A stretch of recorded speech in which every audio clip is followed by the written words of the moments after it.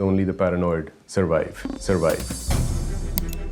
The life and death battles of global businesses, the fatal decisions, the risks taken, the mistakes made inside the boardroom. We will make an absolute huge amount of money if we're right. The highest of stakes. It was a real threat for everyone. Driven by innovation. All I had was something that I knew was disruptive. It was viewed to be impossible. Blinded by fear. Let's ignore it, because we don't really know what to do with it. Desperate times and desperate measures. That was the day that I had to go. Fateful consequences. So my only question would have been why? And the lessons learned. The problem was they were wrong, and it costs everything. Aviation, in all its forms. It's enthralling. For kids big and small, we're seduced by it. A ticket to a whole new world. What's not to love about it?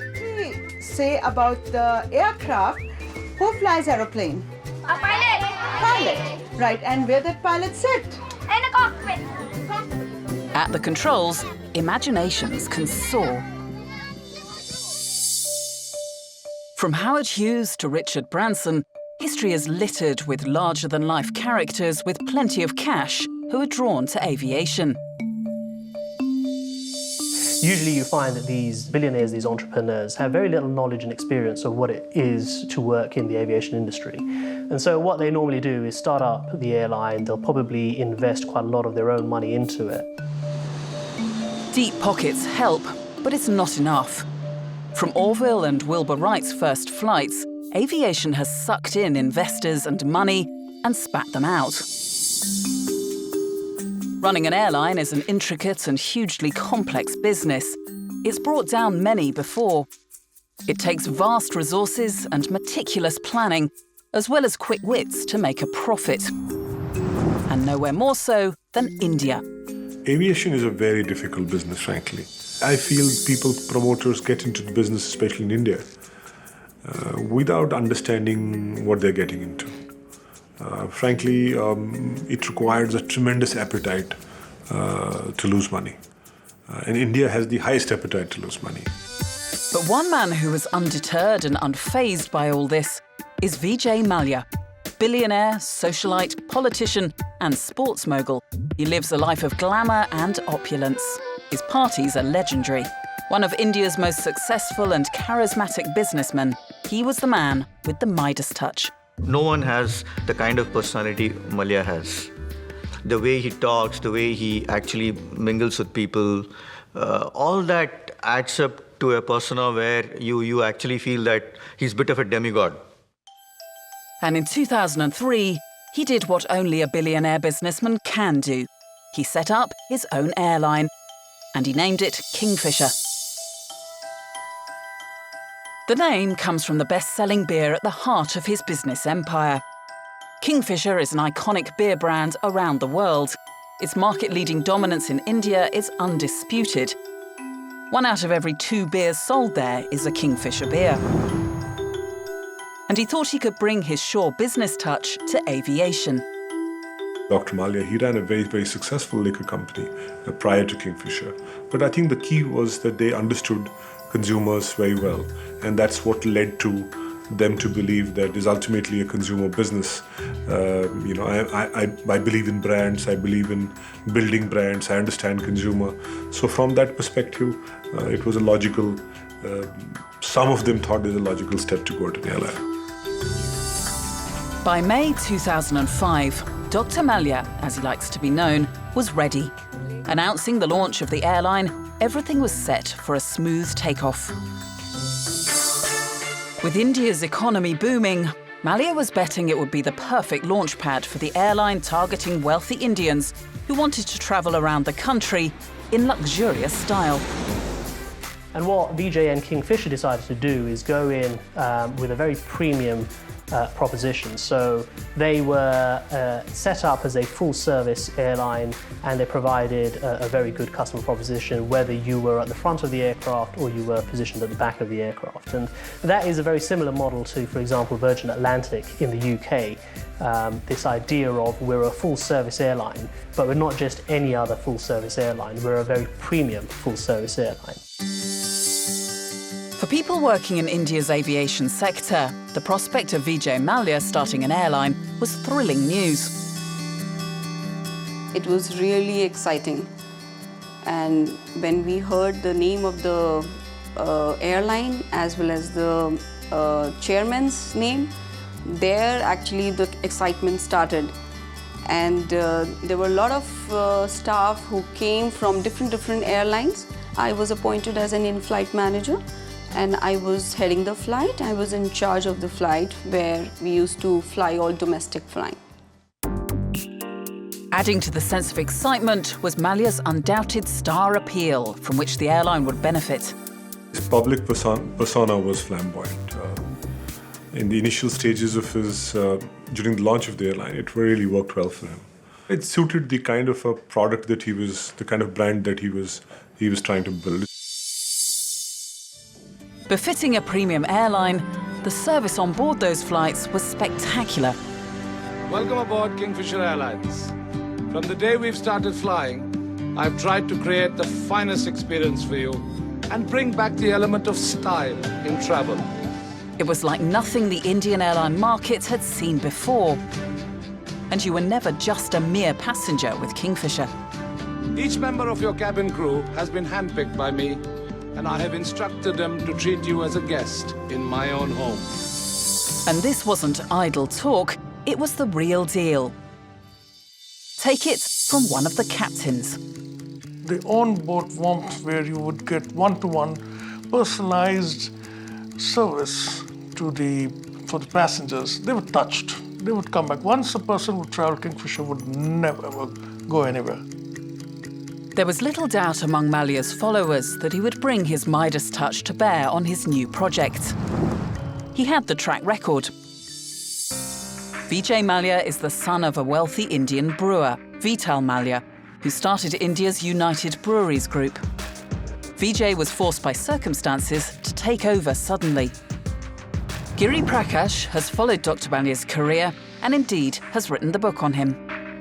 Vijay Mallya was in his 20s. His father passed away after a massive heart attack. So he had to take over this huge empire, and a very fragmented empire. And he was very young, inexperienced. But at the same time, he inherited his father's intelligence in terms of the way he used to do business. He ran the company like a extremely well professionally managed company. But being a so-called liquor baron would not be enough for Vijay Mallya. He expanded his United Breweries Group, buying a wide range of businesses, from spirits to pharmaceuticals to fertilizers. All of them put together ended up becoming a huge business with turnover running into a few $1 billion. And since then, he's added even more exotic interests, such as his Formula One and cricket teams.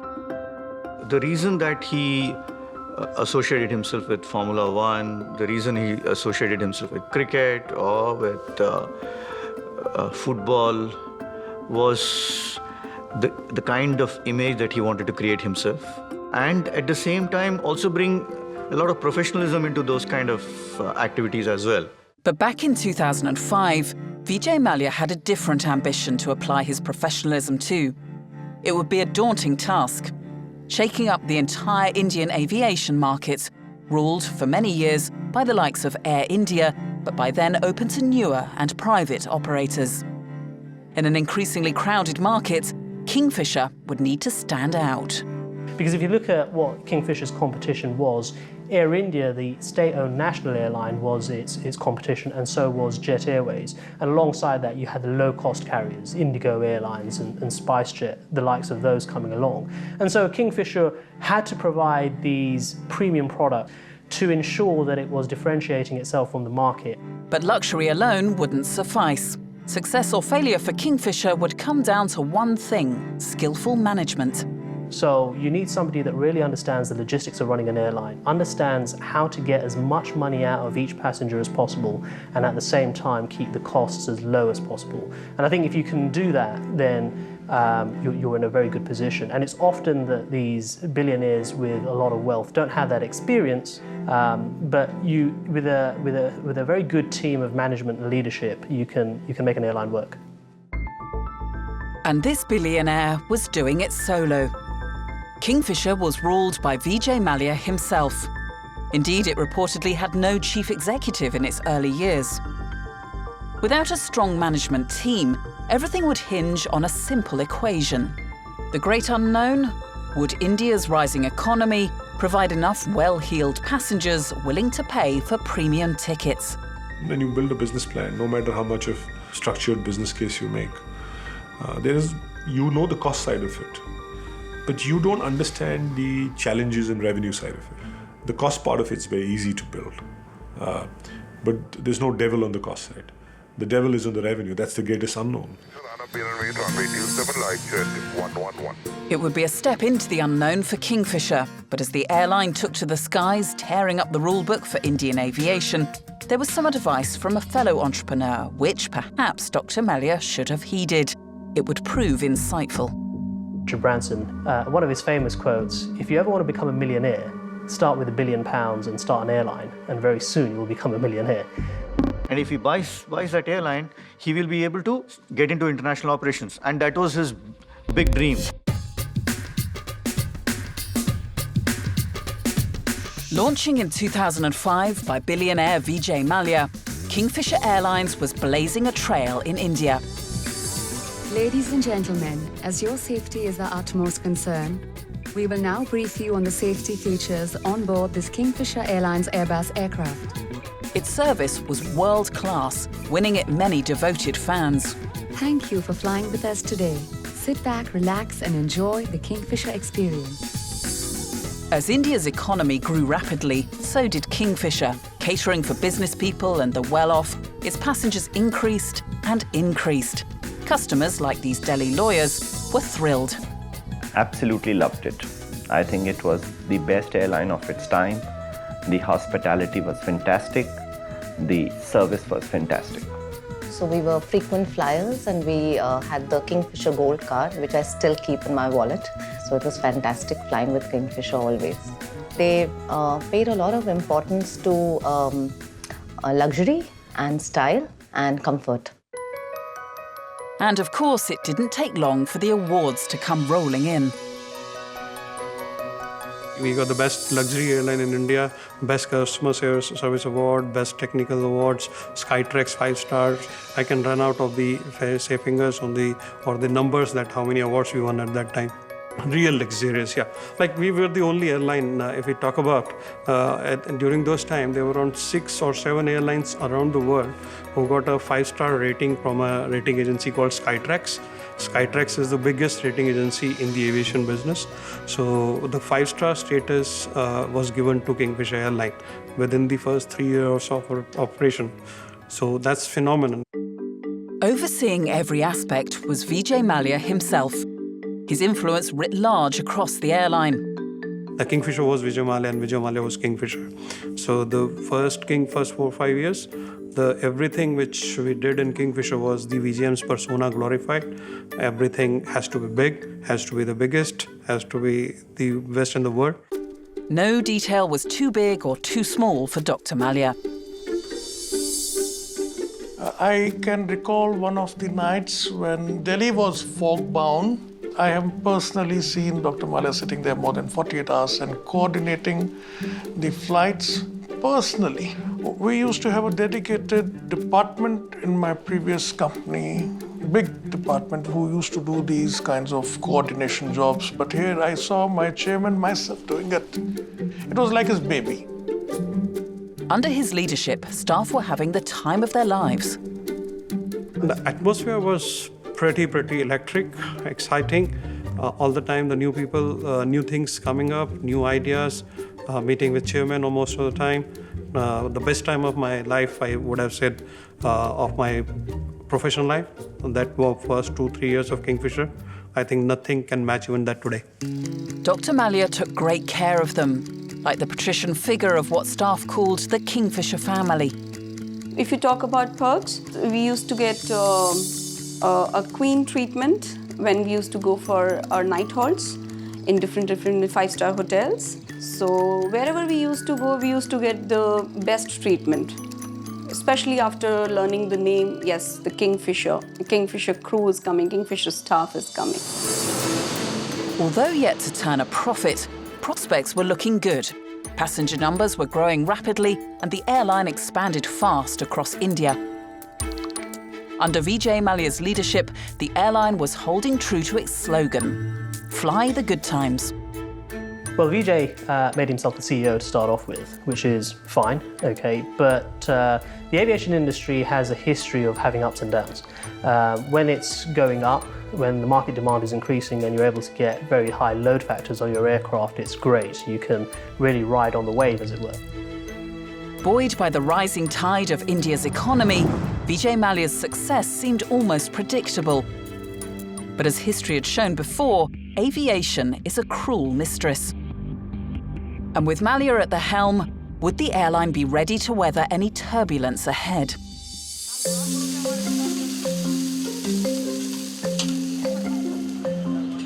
But of course, while Kingfisher boomed, for the vast majority of Indians, travelling in such style was a distant dream. If you are flying abroad, then you need a passport and valid visa.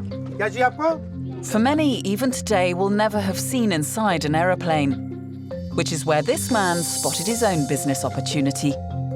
First thing they ask whether it is real or not. Then we tell, okay, this is a real aircraft. Well, I started this project for the poor people. I belong to a very small village in Haryana. It is a agriculture state of India. So that was the idea, was to show the aircraft to the poor people in India, because in India, hardly 2% people they could fly in the aircraft. To cater for the millions of Indians who could never afford to fly, let alone in the luxury of a Kingfisher jet, BC Gupta managed to wrangle an old Airbus and turn it into a visitor's attraction. They are very happy by seeing this cockpit area actually. They want to see how aircraft is flown actually. They want to know each and everything, like control column, throttle lever, autopilot. They ask a lot of questions. Small kids, they ask very good questions.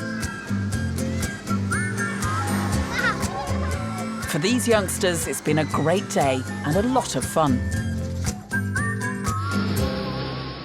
And even if Kingfisher-style flying could still only be a dream for these kids and their families, there was one airline pursuing this exact market. It was called Air Deccan, and its ambition was to get as many Indians on board and in the air as possible. And this man was one of the original Air Deccan pilots. Punchline was a billion people to fly, and Air Deccan is going to take out time for every Indian to fly in the skies.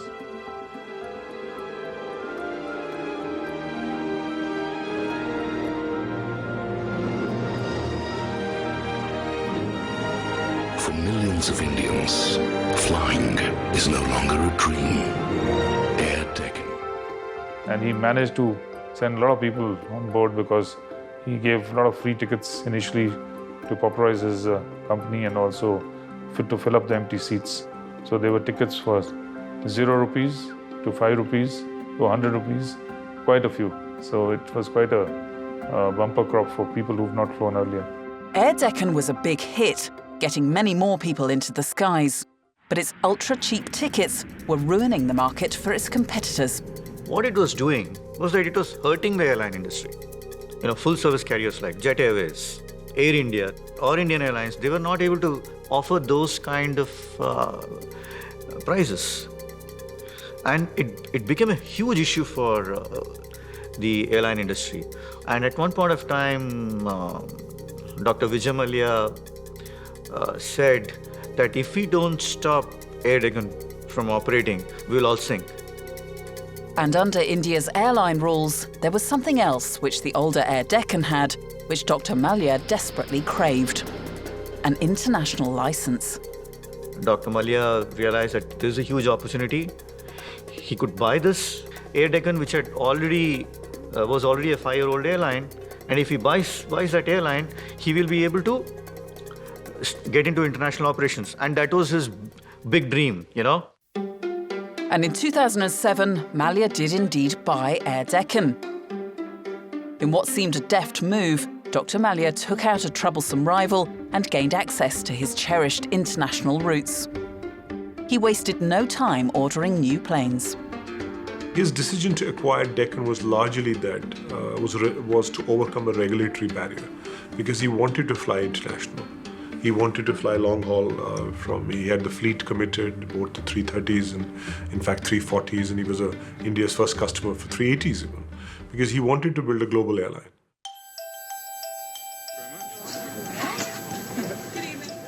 In September 2008, the first daily flights between Bangalore and London took off.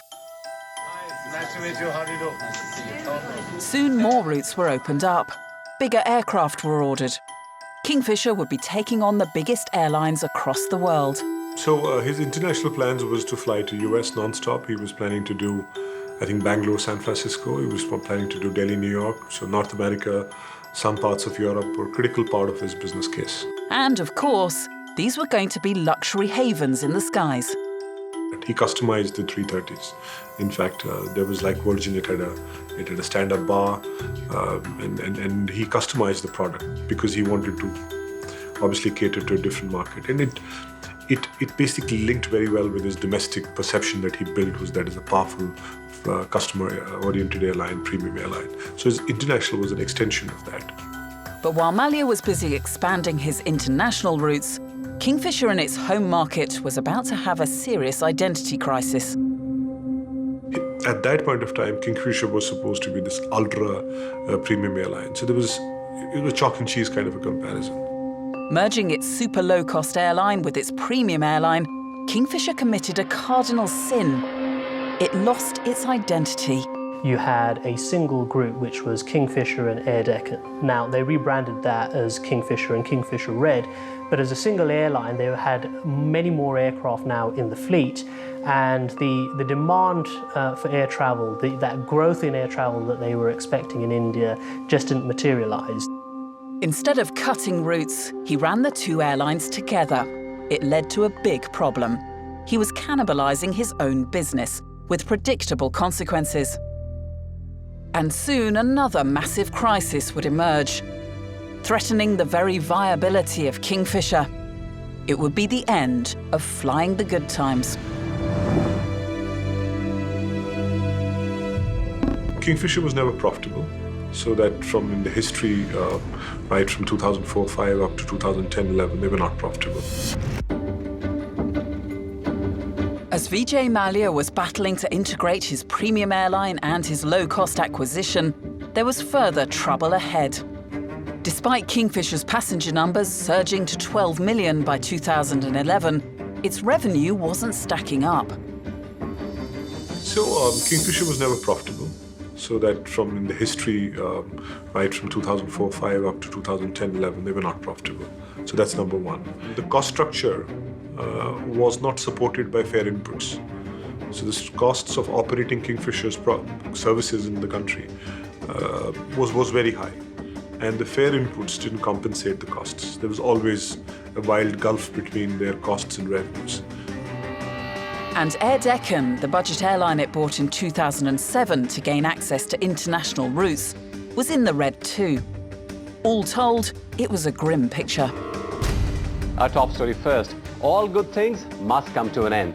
That's the lesson the king of good times, Vijay Mallya, and his company Kingfisher Airlines are learning the hard way. A mountain load of debt and insufficient revenues have brought the carrier down on its knees. Air Deccan was losing money. It had already made a loss of 1,000 crores. Kingfisher Airlines was losing money. So two negatives don't make a positive. The airlines are having a really tough time, though, making any money out of this expansion. The losses were growing, spiraling out of control. Cash was burning. It was making something like about $77,000 loss per day as a Kingfisher airline. And then when it acquired Air Deccan, that $77,000 loss per day went up tenfold to about $500,000 per day. And that was the real big impact. Now grappling with turning around a loss-making airline, Vijay Mallya came face to face with the harsh realities of aviation in India. First of all, I would think the regulatory and policy issues are a big issue. In fact, the biggest barrier towards achieving a profitable airline business in India. The highest cost structure in the world is in India. The fuel cost is 60-70% higher, airport charges are higher, taxation on maintenance is higher. And then the unexpected happened. The 2008 financial crisis ripped across the world, smashing the aviation sector hard. For an airline already running massive losses, the impact was devastating. And with it came sky-high oil prices. About 30 to 35% of the operating cost for all airlines essentially is in the fuel. And the fuel is governed by external forces that the airline has very little control over. So if you get a sudden spike or a gradual rise even, for example, in the cost of crude oil, then that can hit your operating costs very, very high, and it can almost erode, in many cases, the revenue that you were generating. And that's what we saw with Kingfisher. Not only were Kingfisher's costs rising alarmingly, its passenger numbers were dropping too. And the airlines were really suffering because, first of all, passengers had less disposable income, and passengers who did have that disposable income were essentially preparing themselves for a rainy day. You know, they were saying, if we're going to be in it for the long haul, let's save our money, and if we don't need to fly, we won't fly. The assumptions made by Kingfisher about its customers proved brittle. But in actual reality, Indians are very value-conscious customers. On perception, you know that they buy these luxurious brands and have these jets and stay in 5-star deluxe hotels. That a logical conclusion is that I would have, this would be the customer base for my airline. But the problem is that there are not enough customers who would subsequently want to pay the kind of fares that are required. People have misread the market. The sure-footed prowess Vijay Mallya had brought to his other businesses seemed to fall short. His faith in his ability to connect with consumers began to be exposed. You cannot run an airline industry like the way you run a liquor industry. A liquor industry is high margin, high volume, high margin. In the airline industry, it's exactly the opposite. And almost everything is dynamic. Whereas in the liquor industry, if you set a price, you can manufacture. It's not a perishable commodity. You can keep it for days together. In fact, if you have whiskey and it gets weathered, it gets matured, the price will only go up. Whereas you lose a seat, it's gone, it's perishable. It was a perfect storm. Kingfisher desperately needed to cut costs and to get more cash. Vijay Mallya turned to the banks which had funded him, but now the taps had been turned off. The news is tightening around Vijay Mallya and Kingfisher Airlines. Kingfisher, will the recovery process... Kingfisher Airlines के promoter और सांसद विजय माल्या को भेजा. Clearly, banks had almost given up and said that we're not going to fund you anymore.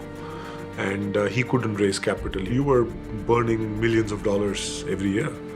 So you needed cash to support it. So he couldn't go to get a foreign airline. He couldn't go to a bank. He couldn't raise capital. With banks reluctant to pour more cash into loss-making airlines, Vijay Mallya had to turn elsewhere to keep his show on the road. He started using the funds, the profits of his other group companies, which are extremely profitable entities, United Spirits, United Breweries, Mangalore Chemicals and Fertilizers.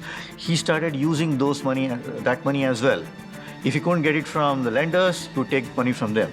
And then at some point of time, the money had to dry up, okay? Because he started defaulting on payments.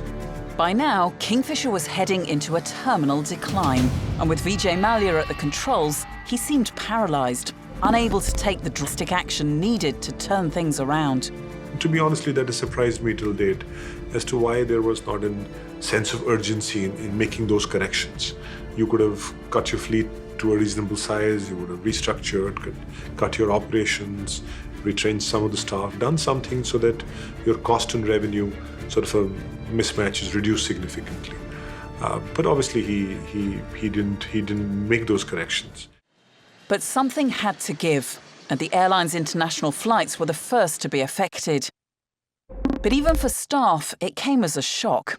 Tasleem, one of Kingfisher's cabin crew, was about to take a flight home from her honeymoon. I saw a lot of chaos outside the Kingfisher counter, a lot of people standing, there was a lot of queue. Initially I thought the flight is overbooked, so that is how there's so much of a chaos. And then when I went there, I got to know that the flight's cancelled. So that was our first flight which was cancelled actually. And an international flight, of course, So, this was something which I actually couldn't believe. It was a sign of things to come.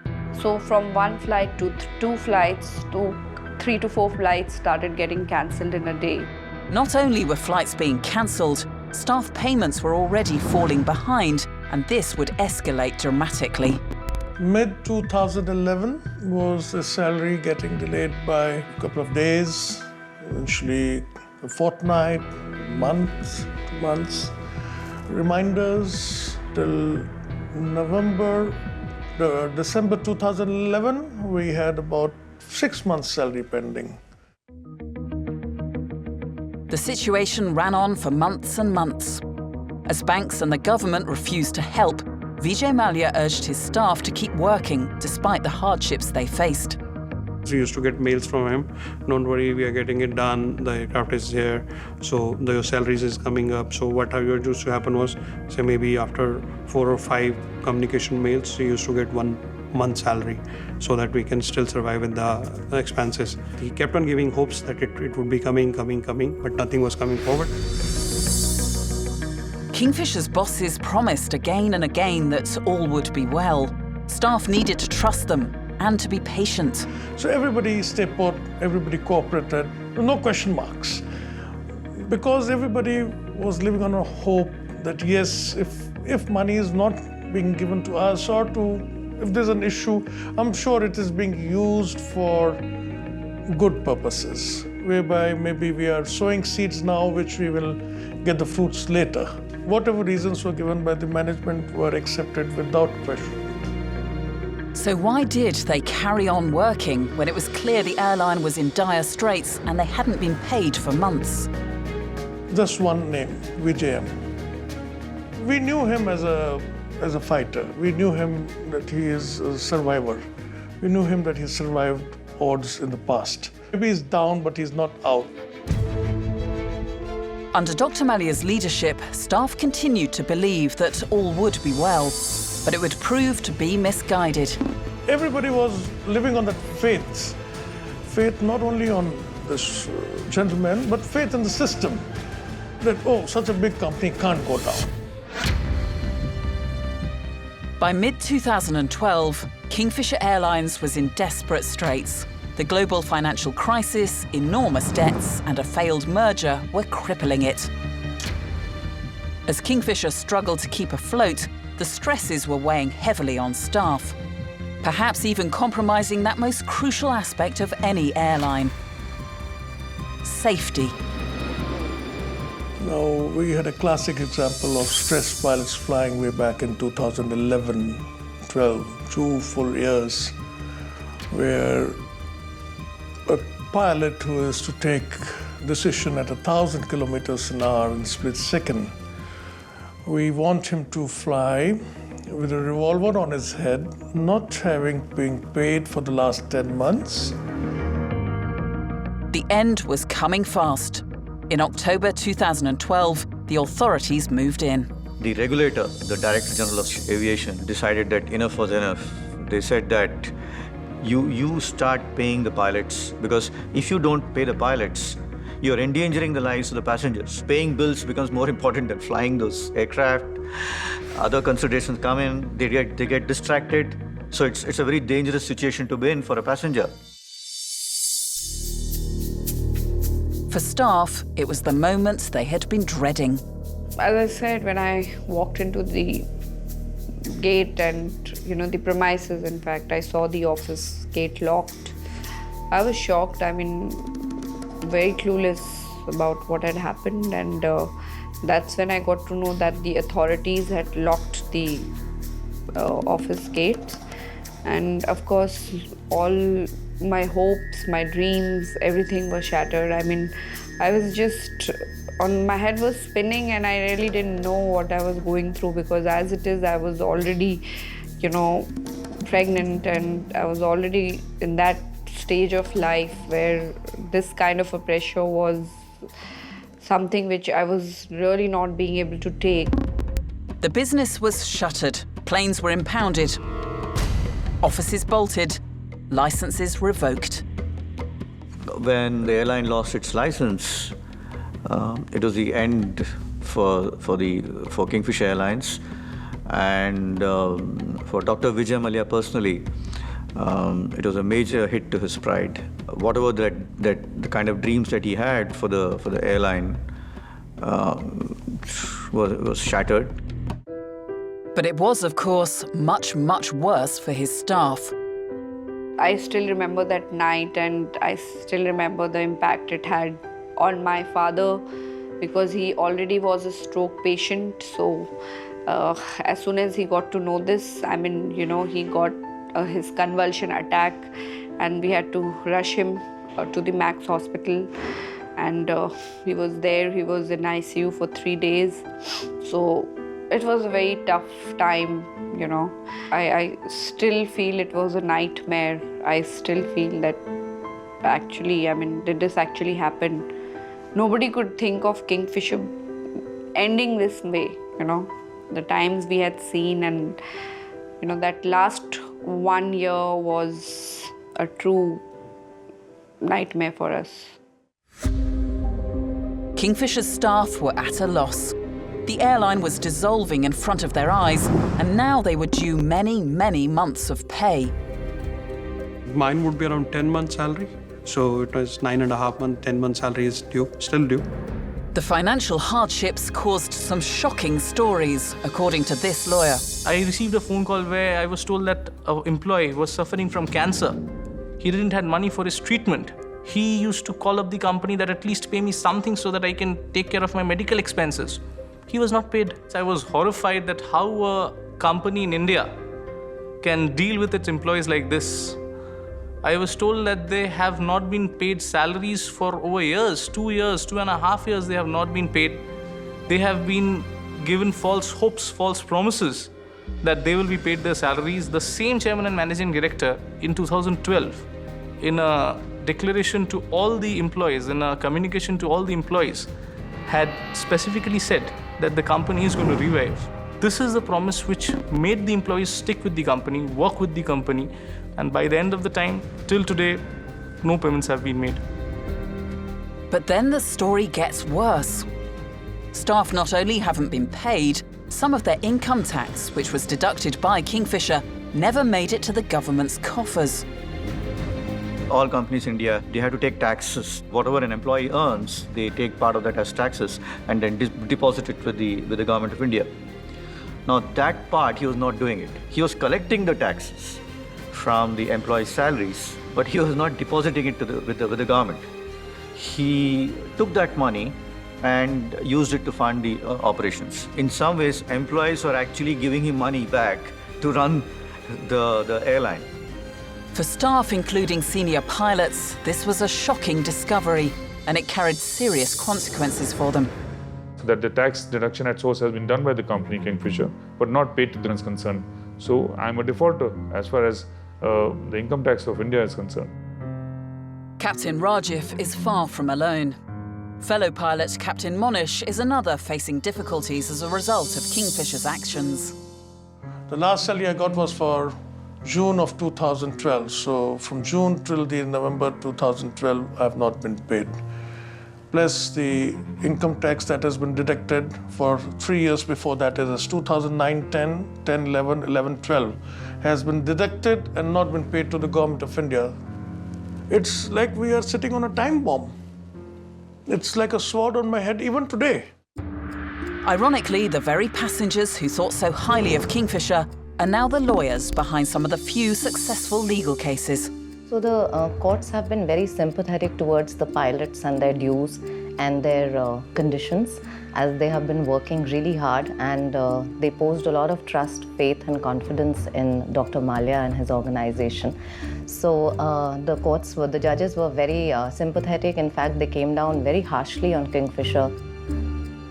In any case, with few assets remaining and a long line of creditors, including big banks, the prospects of staff getting their pay from the Kingfisher empire are slim. Like I said, 2012 October, from the time I saw the lock on the door till now it's 2015. So it took me 2 long years to make myself understand and believe that I'm not going to get back what they owe me. In a statement, Vijay Mallya's office said, Dr. Mallya has varied business interests over the past 35 years, but these are separate corporate entities. The UB Group invested over $600 million into Kingfisher Airlines, showing more than the required level of shareholder commitments. Kingfisher had 3 CEOs with experience in aviation. All employees who showed up for work were paid. Tax payments were electronically processed, and that frequently the India tax authorities make mistakes. Kingfisher say they were not aware of the medical case we raised, and that any employee facing unusual distress was assisted fully.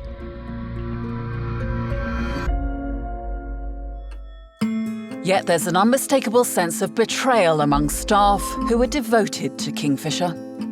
That's the personality change we, as a person I saw, because we used to say sort of worship him the way he used to take care of his employees.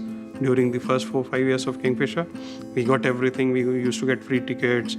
We used to get family parties. Everything used to happen at that time. He used to come to the family parties, mingle around with all the families. So even today, what happens is he still owe us money, but we still see that he's sitting in some island, or he's still driving the racing cars worth few crore rupees. Everybody was living on that faith not only on this gentleman, but faith in the system, that, oh, such a big company can't go down. But I think we were proved wrong. We horribly wrong. The collapse of the company does not seem to have dented Vijay's confidence, nor it seems does he feel that he was responsible for the plight of his crew or airline. I can only go by the kind of statement that he has made to the shareholders of United Breweries. There he has explicitly stated that if not for the Lehman Brothers crash, American slowdown, the economic crash that happened there, and the oil prices going up, he would still have been able to run that airline. So he still actually believes, or he wants everybody to believe, that it was not his fault. But this, unsurprisingly, is not a view shared by all. He was as central as you could get. Everything revolved around him. He couldn't build a management culture or a management structure which was commensurate with the size of their operations, because at one point of time they were almost flying 89 planes. It had over $1 billion turnover, pretty large operation. It was centered around Dr. Mallya. It brought some good elements to it, because his own persona, his connections with the media, with the business that got the benefits to the airline. But you needed a management which could do the back end, could create a cost structure aligned with the kind of operations, build the middle and down the line management. That to some extent was completely missing there. And the Kingfisher fiasco appears not to have dampened his enthusiasm for other businesses, nor his capacity to spend money. But this sits uneasily with the lawyers working to claim some of the unpaid salaries of their clients. The same man is spending so lavishly on different other things, so as to say, just to give examples like a cricket team or a Formula One. We all understand that different companies are different corporate entities. The person behind the show is the same man. I remember one of his statements that I'm not going to sell my silver to pay pilots. So, which is a very harsh comment, I would say. This is bad. That's what I'm saying. I think the only worst part which we ever thought about bad about him was after the closure. We never and the communication not happening. And then when we look at him today, when we look at him or his family or his business empire, is still intact. And what the people lost was people like us, people like our family in Kingfisher. He still owns the empires.